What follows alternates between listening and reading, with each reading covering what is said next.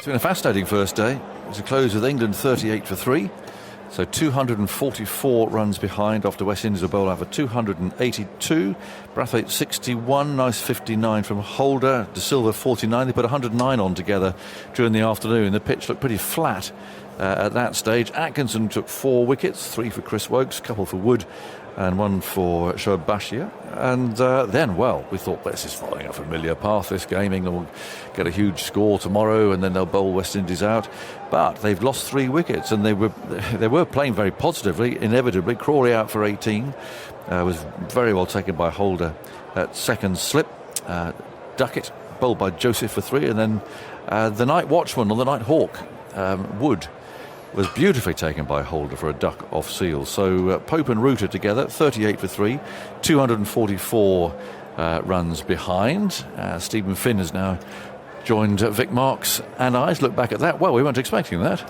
No, it was a nice little passage of play, wasn't it? I love seeing fast bowlers steaming in with the batters under pressure. There's just a little bit of bounce there, isn't there? I thought we felt it was hard underneath this morning, and there is grass on the pitch, but it's brown, dead, thatchy grass. But that grass sometimes does give it that extra bit of kick, which will keep you interested if you're a fast bowler and you've got a brand new ball in your hand. And the West Indies there, it would have been easy for them to come out and chase wickets. I felt as though they stuck to their guns relatively well there in the face of some aggressive batting, and they deserved their 3 wickets and the game's wide open. Yeah, I thought they bowled a better length, actually. They bowled a slightly fuller length than England did. Yeah, the only thing is when they come round the wicket and they're trying to swing the ball back into the left-handed Duckett. You're looking for the perfect delivery there to get him out. It feels like a more wise option to be trying to wobble seam that and get it to nip away like Stuart Broad used to so beautifully. But that's part of their experience and learning of being here in England. But they got those 3 wickets, and if they break this partnership tomorrow, the cat is well and truly amongst the pigeons. Yeah, it did feel a bit like here we go again. I mean, it's easy to sit and watch a series, Victor, and they can be familiar. West Indies bowled out, England will get a big lead, stick them back in again, bowl them out, and that'll be that. But actually, this has now opened up a really intriguing day tomorrow. Well, it has. I mean, the oddity is that the West Indies, for the first hour, they're 50 for no wicket in just over an hour. Brathwaite scoring freely. 76 for none they were. 76 for none. And traditionally you think, well, that's the hard work done.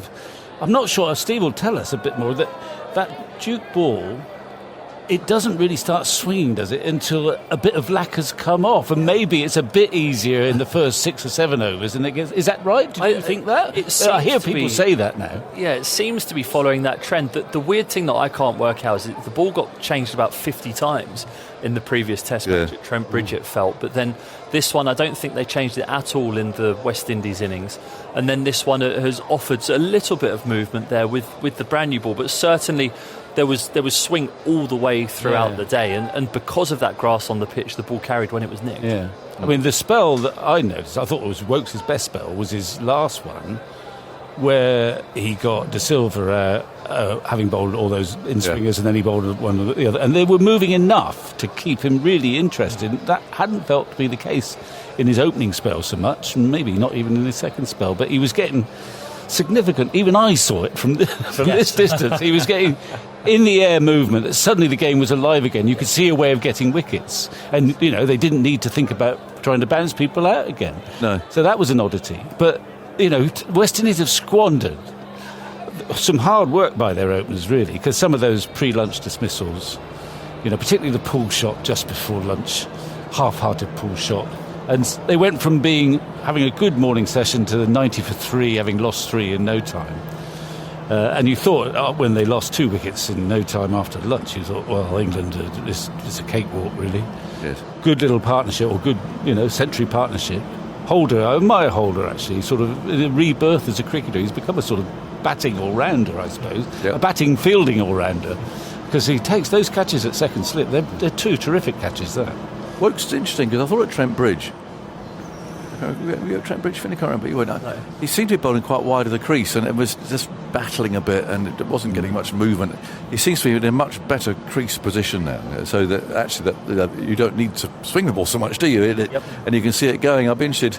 I don't know if he's going to be asked that in the course of the interviews, but he just looks to be landing in a much better place in the crease. Yeah, and certainly when you're that little bit tighter, it means that the batter has to play a lot more. I think, sometimes if you were ever to be critical of Chris Woakes, it would be when he's wide of the crease and he's got that lovely away shape that comes out of his hand, but is a bit leavable outside off stump, because that shape is so consistent and his action is so nice to view.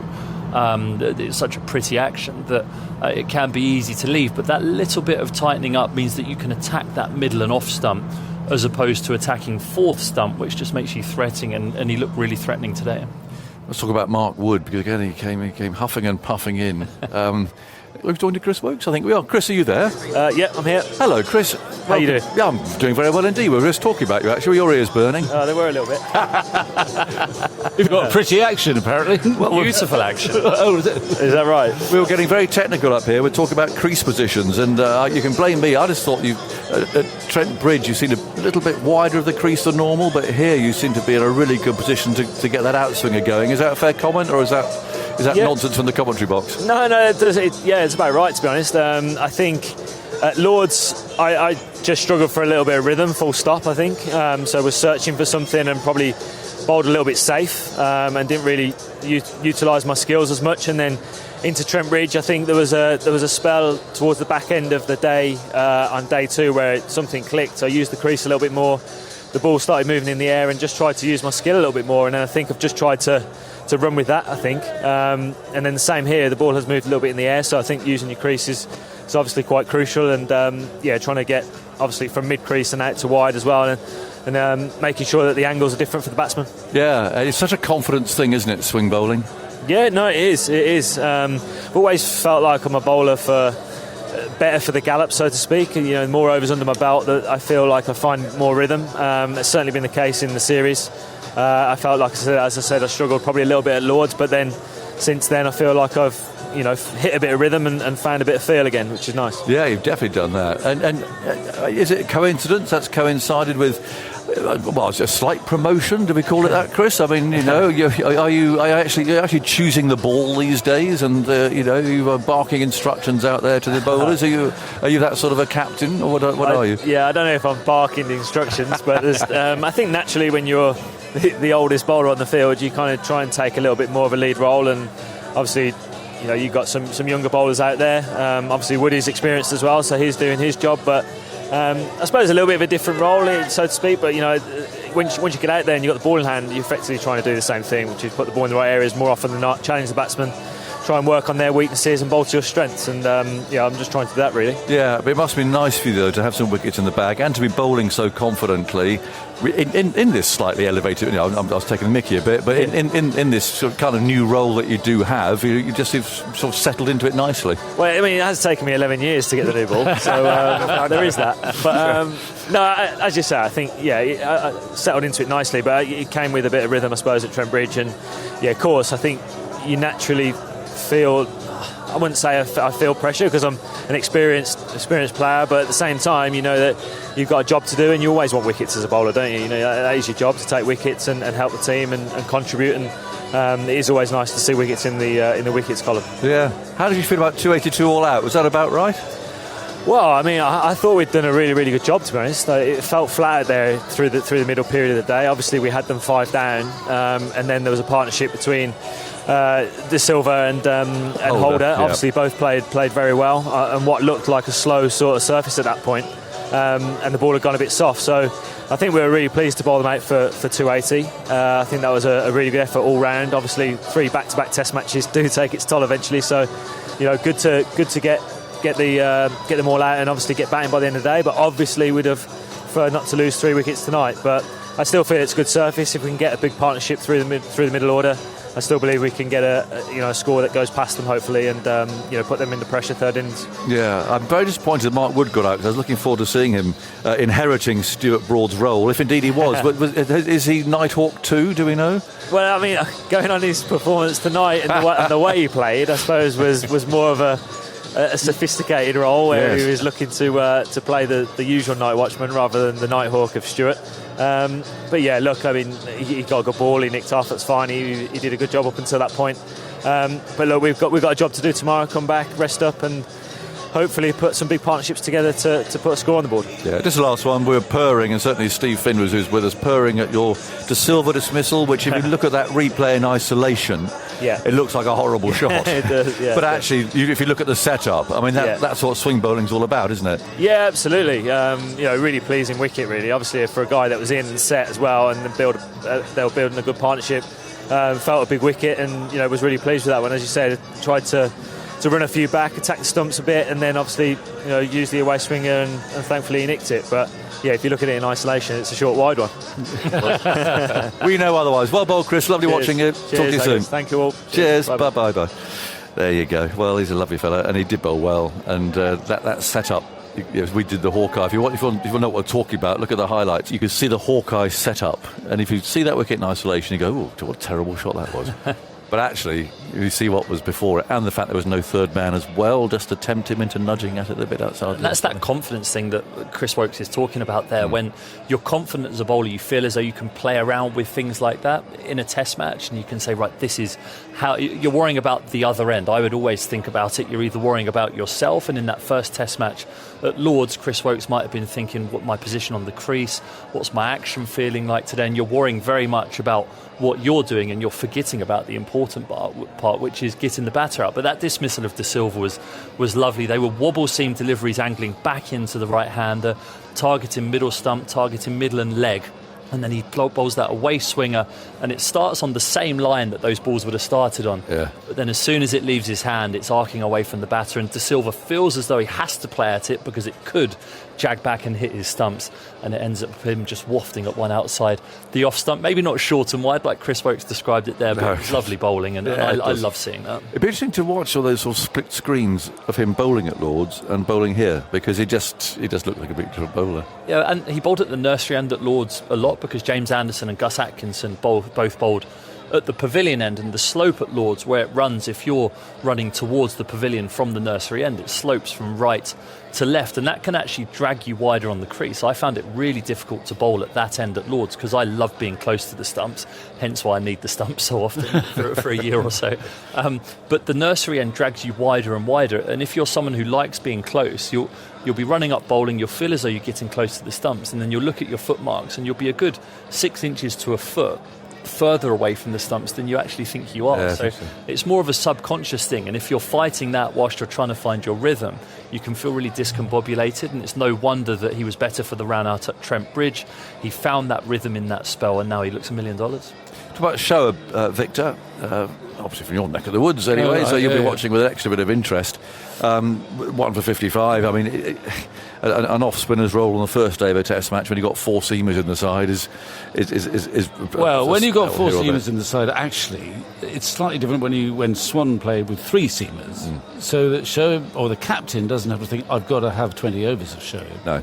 So he's not actually using him as a sort of container for the seamers in the same way that Graham Swan would very often be the man who's got to bowl 20 overs, and if he goes for 70 and he gets 2 for 70, that's great. Because he didn't have to bowl him when he could have bowled himself more. So Shoaib was being used as a sort of tempter, really. And I sometimes, I'm right behind Ben Stokes. He's wonderful the way he gives confidence. But sometimes as an old spinner and an old, curmudgeon, I'm thinking, that was the word I was searching. Yeah. Okay, I thought I'd help you out. This Jason Holder is hitting me over mid-on, and it does not look like a risky shot to me. I want to stop him doing that and perhaps have a short mid-on to block the little do that and say, it's hit me somewhere else. But it doesn't happen like that. I remember talking to Jack Leach in Pakistan when we were out there, and they had that little left-hander who kept hitting Jack Leach over mid-wicket. Yes. And I bumped into Jack, and I said, well, why didn't you have a man sort of deep mid-wicket just to stop that, get out of jail for that left-hander? He said, he said, yeah, it's a good idea, but Ben didn't want one there. And he didn't mind at all, because he loves playing for Stokes. He wasn't grumbling, but he said, no, good idea. Ben didn't want one there. What are they going to do? I mean, how does it work with Shoaib going forward? I mean, the fella can obviously bowl a huge amount of the problem... They can't play two spinners in the Somerset. I mean, how many times you play two spinners? Well, at home you might do. Well, there was a period where we played two spinners or even three quite often. Yes. You were raking in the middle of the pitch, though. Exactly. That's where we were making an interesting pitch. Unlike the, we played on a green tub against Essex. It was all over in 2 days. No one got 200. No one batted an eyelid. Good cricket, Vic. I think there must be too many administrators who were old seam bowlers.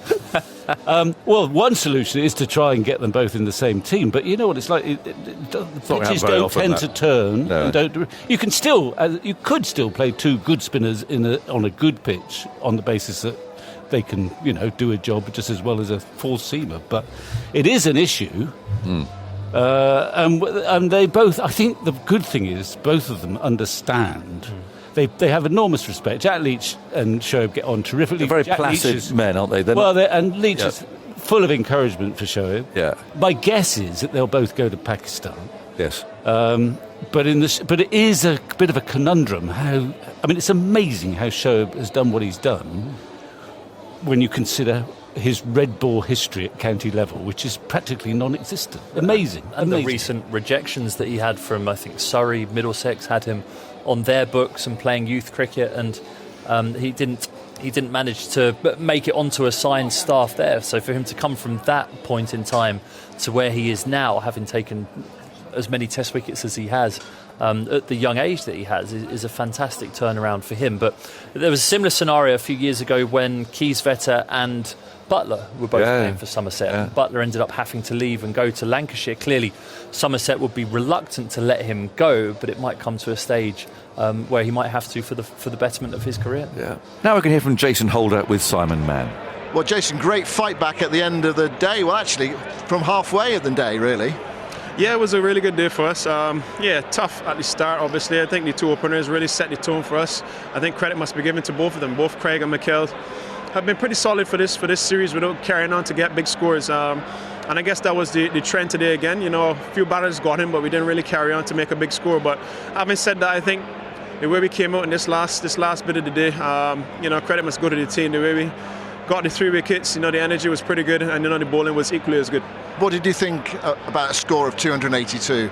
I think it's a good enough pitch that we should have scored more. But having found ourselves in the situation that we found ourselves in terms of losing wickets, I think it was a period where myself and Joss had to consolidate and absorb pressure to then put pressure back on England. Unfortunately, Joss got out, and then I just kind of laboured in the middle a little bit without turning over the strike, I guess.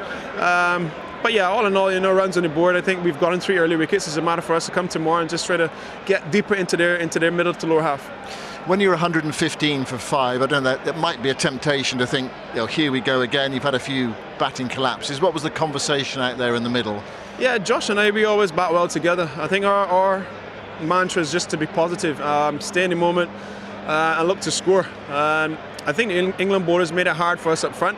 We both had to graph a little bit, but I think we hung in there long enough in order for it to get easier, and then we were able to build a really good partnership. I think it was 100 plus, so well needed at that time. Again, unfortunately, I didn't carry on to go a little deeper, but having said that, as I said before, runs on the board, and we just need to come tomorrow and show that presence again. Is it a 13 wickets in a day pitch, do you think? I don't think so. I guess it's a bonus for us to get the 3 wickets this evening, but having said that, it's pretty slow, not much overall carry.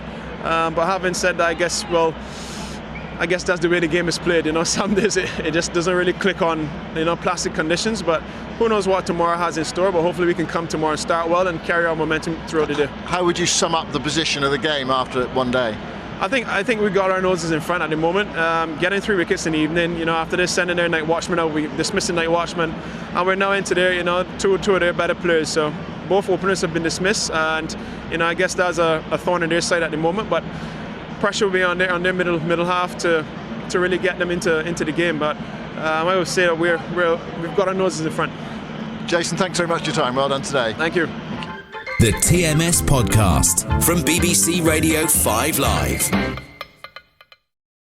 Get some thoughts from Fazia, shall we? A bit of a rewrite there at the end, Fazia. Well, that was excitable stuff. And I suppose a situation like that leaves you feeling, well, if only, in the sense that, the eagerness, bowling the right line, down the right channels, catches taken, had they been done on the first day at Trent Bridge, and it's inevitable when you're talking about a West Indies team that still with inexperienced middle order, players feeling their way, these things happen. But when you finish as strongly as you do here, it leaves you with the sense of anticipation, whether they can carry it through and get that breakthrough, as Finney mentioned, to get through either Root or Pope and really get deeper into the order. We'll have to wait and see, but they've certainly finished strong. Yeah, they've got a great chance. They've got a really good chance tomorrow. They've got a ball that's only, how many overs old? 8 overs old. Fresh start. They've got a terrific opportunity. I've seen enough Agas to know how things can go in West Indies cricket. And I don't know if I've heard exactly that response from you before, but the enthusiasm that you would have is tempered on my side of things by that harsh reality of so many years and the very recent history. But you're right. I mean, they've got to come in to tomorrow's play thinking that they've got England with their backs to the wall here. Oh. They've got to think that, look, let's bowl the same way, the same discipline, the same aggression. Let's catch everything that comes our way and actually believe that they can do it. Yeah. The captain's playing an interesting role at the moment, isn't he? I mean, he's normally old Blocker Brathwaite, who doesn't play a shot, but actually he's been much more fluid and expansive in the course of this series, isn't he? Craig Brathwaite 2.0 maybe, I don't know, yeah. But actually he's improved his strike rate by almost 50% in this test series, and I think that's a recognition of his role, because he knows at the other end you've got someone who's still learning test cricket, brand new, who's played his part in these partnerships. I mean, the West Indies to have 3 consecutive opening stands of 50 plus in England represents a significant step forward. But unfortunately, with that, you've still got, like in the case of Mikhail Louis, hasn't gotten to a 30s yet. You've then got 3, 4 and 5, very, very vulnerable despite the celebrations of Trent Bridge with the 100 and the 80 for Kavem Hodge and Athanaze. So there's still a tremendous amount of work to be done, and you get the sense that Brathwaite is taking on that responsibility. Might be slightly against his nature, but I think we've seen a much more positive intent from him over the last few years. Yeah. Just quietly from you, Jason Holder's just having a good little series here, isn't he? And considering he's come back, he's been reintegrated, to use that famous phrase, back into the team. I mean, some brilliant catching. He scored runs. He's bowled nicely. Indeed he has, and I think reintegration might be a little harsh in the context of if there's someone who had fallen out of favour. Yes. I don't think that was the case so much, and he had explained his situation about prioritising T20 cricket. The irony was that he was injured before the T20 World Cup. But I think the breadth and the scope of Jason Holder's contribution to West Indies cricket really puts him at a level where you can't really question his dedication and his loyalty to West Indies cricket, because he's taken a lot as West Indies captain over the years, and he's still come back and faced it up square on. So to see him now playing his part with the bat and taking those 2 catches in the field where he missed a couple at Trent Bridge as well, just reinforces his value to West Indies. And I think it's really up to the authorities, we've been talking about this since the advent of T20, to find a way to develop their dialogue, to develop their arrangement and conversation, if they can have a proper conversation with the players, that the West Indies can actually be in a situation where the best players are available most of the time. You'll never have a situation where they'll be available all the time now because of the mushrooming of T20 franchises and the paucity of revenue in the Caribbean game. That's a double-edged sword that cuts the West Indies in many, many different ways. So it really is a situation where they've got to develop that sort of relationship and work out some sort of formula where they can get the best players most of the time. But no one ever doubts the commitment of West Indians, that the catch that they are of Wood by Holder and the reaction, his reaction, Seal's reaction, and of the whole team. I mean, it was a brilliant catch. But this was, shouting, "Come on!" And there's the passion there. It's there. I mean, the one thing I would suggest that Kevin Hodge has to stop trying to embrace Jason Holder, because when he does so, he finishes up almost 2 feet off the ground with his feet dangling like a little kid. But really, it's almost natural. It's innate. In the Caribbean, we celebrate a lot. We're expressive. Maybe sometimes people ask, what you're celebrating for, and you're losing the match. It's sort of like those NFL games where you sack the quarterback with a minute to go and you're trailing by 40 points and then you celebrate. But it's the same sort of thing. It's very expressive. It's very exuberant. And when it works well, when it comes together nicely, as in this last half an hour, it really gives you that feel of what the West Indies can do. And again, it's the talent, it's the ebullience, it's the brilliance, but it's the consistency. Yes. That consistency that they really need to harness if we could have more of those types of celebrations. Just watching that catch, Steve. I mean, you're a tall man. I don't know. Is Holder taller than you? Probably. I don't know. About the same. Similar height, but he appears a lot taller because he's so broad and. He's a massive man. To take that second catch, the Wood one. I mean, he actually had to catch it because it was so low, with his hands sort of moving from right to left. He had to almost scoop it into his hands. It was a brilliant take. Yeah, he's a wonderful athlete, isn't he? Yeah. He was actually getting stretched in one of the drinks breaks when he was batting down there, and the physio had him bent up like a pretzel. I was watching him thinking, how on earth has he found himself in this position? He had his leg right over his head like he was in the splits. He's clearly a very nimble and lithe man and moves a lot better than most people who are his height, and to get down and to stay low and to be able to keep your weight low as a tall man in the slips is such a difficult thing. That's why you don't see that many tall players who are actually that good in the slips, especially bowlers. So to catch that late on day one when you've been hunched over your bat most of the day, holding your team up was a great effort. Yeah, I think those who remember Tony Gregg would also remember a very tall man who was a brilliant second slipper as well. So what of tomorrow? Steve, last thought from you. I mean, it's really good to see England's batting under pressure, isn't it? Absolutely. You want there to be a contest all the way through this game. Clearly, it looked as though, when we were about 20 minutes out from the close of play, that England might be cantering towards that first innings lead that Chris Woakes talked about in his interview there. But this seam bowling of the West Indies is so dangerous, and if they get their tails up and if they click as a unit and they find that fight, not fight actually, it's that passion and that collective hunting around the batter, then they can be so dangerous and take wickets. So England will have to come tomorrow and they'll have to be on their guard, because the West Indies will see this as a great opportunity to upset the party and to leave this Test series with something to show for it.